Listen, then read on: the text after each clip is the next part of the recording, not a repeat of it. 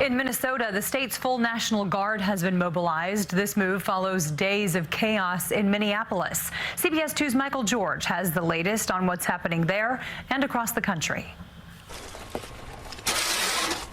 Volunteers gathered in Minneapolis today to clean up after another night of fires and looting during a protest for George Floyd.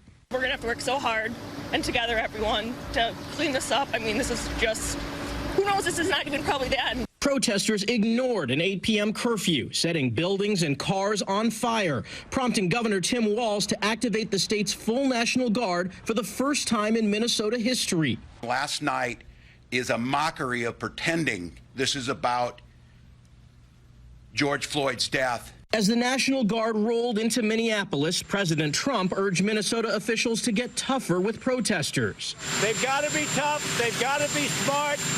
We have our military ready, willing, and able if they ever want to call our military. But we can have troops on the ground very quickly. Talking with people on this block, a lot of folks told us they support the protests, but seeing this destruction of their community breaks their heart. Everything is gone. If it's not broken or burnt down, it's tagged with graffiti. Anger over Floyd's death ignited protests in dozens of U.S. cities. Protesters in Atlanta set fires and smashed the windows of the CNN Center, and police held back an angry mob at the White House.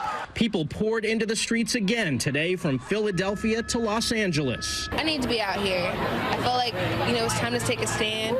United we stand, divided we fall. Officials across the country are bracing for another night of possible violence following a national call for protests. Michael George, CBS News, Minneapolis.